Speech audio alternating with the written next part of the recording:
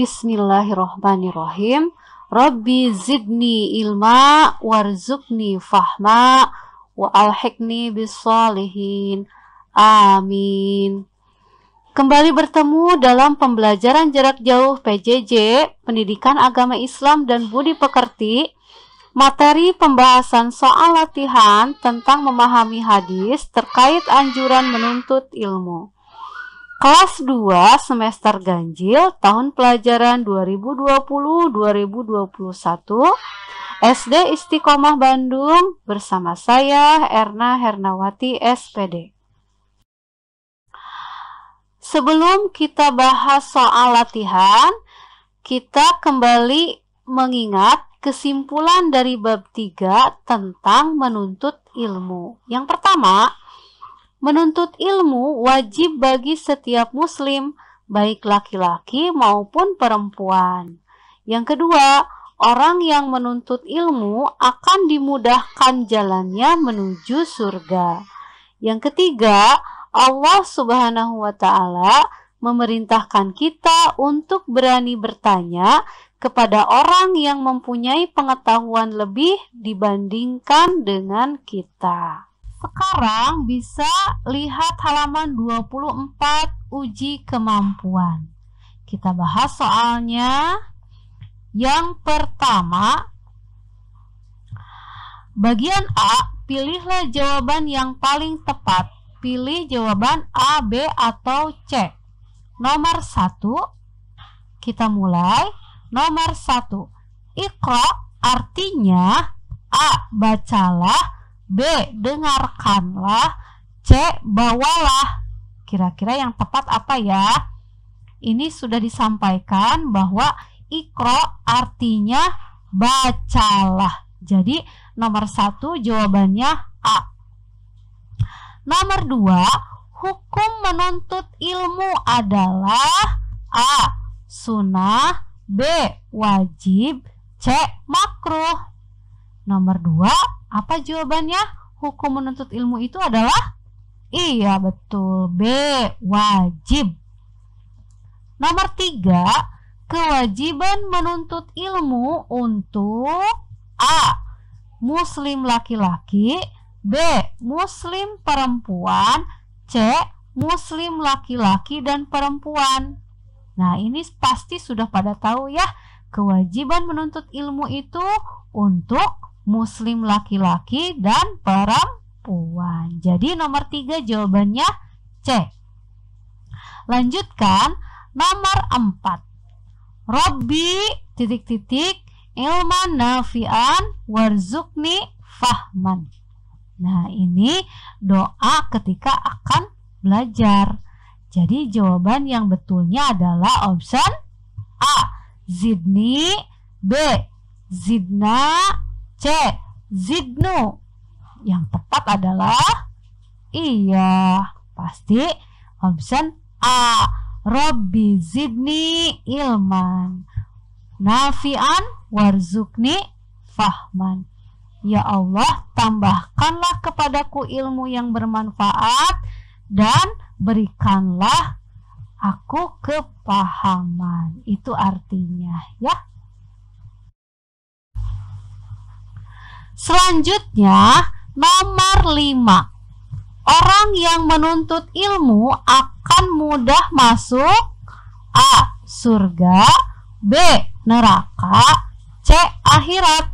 Nah, nomor 5 jawabannya pasti A. Orang yang menuntut ilmu akan mudah masuk surga. Ini sesuai dengan hadis ya, keterangan hadis. Nomor 6. Thalabul ilmi faridatun ala kulli. Nah, ini lanjutannya yang tepat adalah A. Mukminin, B. Muslimin, C. Muslimatin. Nah, ini juga keterangan hadis. Thalabul ilmi faridatun ala kulli muslimin. Iya, nomor 6 jawabannya B. Bahwa mencari ilmu adalah kewajiban bagi setiap muslim. Nomor 7, man salaka tariqan yaltamisu fihi. Man salaka tariqan yaltamisu fihi A. ilman, B. Islam, C. ihsan. Yang tepatnya adalah A. ilman. Man salaka tariqan yaltamisu fihi ilman. Nomor 8. Jika ada pelajaran yang tidak kalian pahami, sebaiknya A. diam saja, B. bertanya, C. pura-pura mengerti. Nah, ini jawabannya yang tepat adalah B. bertanya. Jika ada pelajaran yang tidak kalian pahami, sebaiknya bertanya, ya. Nomor 9. Jika ada teman yang bertanya kepada kita, sebaiknya A. apakah dibiarkan saja, B. akan dimarahi, C. dijawab. Nah, kalau kalian jawabannya apa? Jika ada teman yang bertanya kepada kita, sebaiknya iya, C. dijawab, ya. Nomor 10. Bertanya harus memakai bahasa yang A. biasa saja, B. sopan, C. kasar. Ini sudah pasti jawabannya adalah iya, yang B. Bertanya harus memakai bahasa yang sopan. Kita lanjutkan latihan bagian B. Isilah titik-titik di bawah ini dengan benar. Nomor 1. Siap ya? Nomor 1. Thalabul ilmi titik-titik ala kulli muslimin. Nah, tadi juga di pilihan ganda sudah ada ya. Thalabul ilmi, jawabannya yang tepat adalah iya, faridatun. Thalabul ilmi faridatun ala kulli muslimin. Mencari ilmu adalah kewajiban bagi setiap muslim. Kemudian kita lanjutkan nomor 2. Man salaka titik-titik, man salaka titik-titik yaltamisu fihi ilman. Jawabannya ini hadis yang kedua tentang menuntut ilmu. Man salaka tariqan. Jadi jawabannya tariqan. Man salaka tariqan yaltamisu fihi ilman. Artinya, barang siapa menempuh suatu perjalanan untuk menuntut ilmu. Iya. Nomor 3. Menuntut ilmu harus dilakukan sejak, menuntut ilmu harus dilakukan sejak kecil. Ketika kita sudah lahir ke dunia ini, kita juga pasti belajar ya, belajar melihat, belajar menangis. Nah, itu pembelajaran untuk bayi yang baru lahir. Jadi ini juga sama keterangan hadis bahwa menuntut ilmu harus dilakukan sejak kecil. Kemudian nomor 4, menuntut ilmu dilakukan dengan cara bersungguh-sungguh. Jadi tidak main-main. Iya, kalau berbicara bertanya, menyampaikan sesuatu diungkapkan dengan kalimat yang baik, yang sopan ya. Apalagi kalau berbicara kepada orang tua, berbicara kepada guru, pokoknya kepada orang yang lebih dewasa dari kita, lebih besar dari kita, ungkapkanlah dengan bahasa yang baik dan sopan. Kita lanjutkan nomor 5. Orang yang berilmu akan mudah masuk surga sesuai dengan keterangan hadis ya. Nomor 6, jika tidak mengerti pelajaran, sebaiknya apa yang akan kita lakukan kalau tidak mengerti tentang pelajaran? Nah, kalau di sekolah pasti bertanya kepada guru. Kalau di rumah bertanya kepada orang tua, kepada kakak kita, kepada saudara kita yang kita anggap lebih mengerti dan tahu jawabannya. Jadi nomor 6, jika tidak mengerti pelajaran, sebaiknya bertanya. Kemudian nomor 7, perintah berani bertanya terdapat dalam surah, masih ingat? Bisa lihat di buku pelajaran, ada di surah An-Nahl ayat 43. Nomor 8, bertanyalah kepada orang yang berilmu, yang kita anggap dapat menjawab pertanyaan kita. Nomor 9, setelah pertanyaan kita dijawab, ucapkanlah, ucapkan terima kasih ya. Terima kasih Bu Guru, terima kasih Mama, terima kasih Ayah, terima kasih Kakak gitu. Terima kasih teman ya, kalau sudah diberikan jawaban yang baik. Nomor 10, bertanya kepada ibu guru dengan bahasa yang tadi sudah disampaikan sama Bu Erna. Kalau kita bertanya kepada siapapun, kita harus menyampaikannya dengan sopan.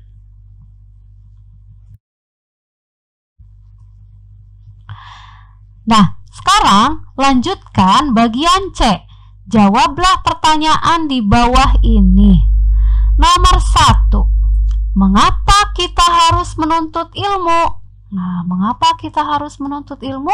Jawabannya adalah, karena menuntut ilmu itu wajib bagi setiap muslim. Ini ada keterangan hadisnya, bahwa menuntut ilmu itu wajib bagi setiap muslim. Mau laki-laki mau perempuan punya kewajiban yang sama.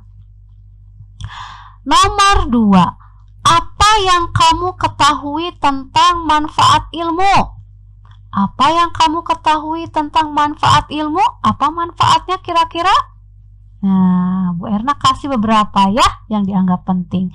Yang pertama, sesuai dengan keterangan hadis, orang yang mempunyai ilmu itu akan masuk surga. Yang kedua, manfaatnya akan mempunyai pengetahuan yang tinggi, pengetahuan yang banyak. Kemudian manfaatnya yang ketiga, akan ditinggikan derajatnya oleh Allah Subhanahu wa Ta'ala. Itu manfaat dari ilmu. Kemudian nomor 3, siapa yang wajib menuntut ilmu? Siapa yang wajib menuntut ilmu? Udah tahu ya jawabannya. Pasti setiap muslim, baik laki-laki maupun perempuan, mempunyai kewajiban yang sama untuk menuntut ilmu. Lanjutkan nomor 4, sampai kapan kita harus menuntut ilmu? Sampai kapan ya kita harus menuntut ilmu? Tadi ada soal yang sudah dijawab sama Bu Guru. Kapan kita mulai menuntut ilmu? Dari semenjak kecil. Ada hadisnya yang menyatakan bahwa mencari ilmu itu mulai dari sejak kecil sampai masuk liang lahat. Artinya berarti sampai kita meninggal, sampai mati, kita punya kewajiban untuk mencari ilmu, untuk menuntut ilmu. Jadi jawabannya nomor 4, sampai masuk liang lahat atau sampai meninggal, sampai mati gitu. Selama kita masih hidup, kita mempunyai kewajiban untuk mencari ilmu, untuk menuntut ilmu. Karena mencari ilmu itu bukan hanya di sekolah saja, di rumah, di lingkungan kita, semuanya juga ada ilmu yang bermanfaat untuk kita, ya. Nomor 5, kepada siapa kita boleh bertanya? Nah, ini pasti sudah tahu jawabannya. Kepada siapa kita boleh bertanya? Iya, kepada orang yang kita anggap dapat menjawab pertanyaan kita. Itu ya. Kepada siapa kita boleh bertanya? Kepada orang yang kita anggap dapat menjawab pertanyaan kita.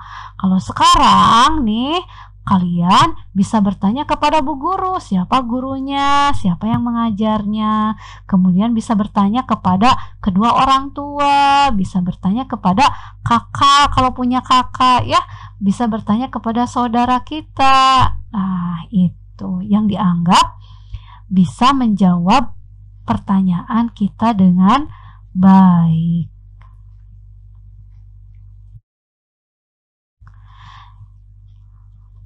Kita lanjutkan, halaman 24 ada gambar. Berilah tanda centang pada gambar di bawah ini yang menunjukkan kegiatan menuntut ilmu. Nah, kalau gambar itu menunjukkan tentang kegiatan menuntut ilmu, kalian bisa centang memakai pensil. Oh iya, ini kegiatan menuntut ilmu. Kalau bukan berarti tanda strip aja, ya. Kita mulai dari gambar sebelah kiri paling atas. Ini adalah gambar kegiatan di kelas, di sekolah. Ada yang maju ke depan lagi belajar, berarti sedang belajar, sedang proses pembelajaran. Berarti ini termasuk kegiatan menuntut ilmu, ya. Kalian bisa kasih tanda centang. Kemudian yang kedua, ke bawah. Ini ada anak yang sedang membaca buku di rumah. Nah, ini juga termasuk kegiatan menuntut ilmu karena membaca buku pelajaran. Jadi, kasih tanda centang lagi. Kita lihat gambar ketiga. Ini kegiatan makan bersama keluarga di rumah, ya. Nah, kalau ini bukan termasuk kegiatan belajar, ya, karena ini sedang makannya gitu. Tapi kalau ada yang berpendapat bukan kegiatan makannya, tapi ini sedang berdoa. Kalau sedang berdoa boleh, ini berarti kegiatan menuntut ilmu, ya. Tapi yang lebih tepatnya adalah kalau makan bersama, sedang makannya berarti tidak termasuk menuntut ilmu. Kemudian nomor 4, ini kegiatan tentang membaca Al-Quran. Anak ini sedang membaca Al-Quran, ini sudah pasti berarti ini adalah gambar kegiatan menuntut ilmu. Kasih tanda centang. Kemudian ada anak yang lagi mandi. Nah, kalau mandi itu membersihkan badan, ya, agar sehat, agar bersih. Ini bukan termasuk kegiatan menuntut ilmu. Kemudian yang terakhir, perjalanan pulang bersama teman-teman. Ini sedang berjalan. Nah, ini juga kalau perjalanannya berarti bukan kegiatan menuntut ilmu, ya. Itu mungkin bahasan dari Bu Erna tentang latihan soal-soal bab 3.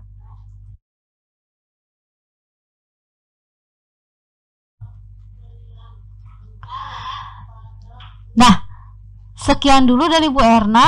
Persiapkan diri untuk ulangan bab 3 minggu depan, ya, belajar, pelajari lagi, lihat kembali video pembelajarannya, dan baca kembali buku panduannya. Insya Allah kita akan mengadakan evaluasi bab 3 di pekan yang akan datang. Persiapkan diri, belajar ya. Terima kasih. Wassalamualaikum warahmatullahi wabarakatuh.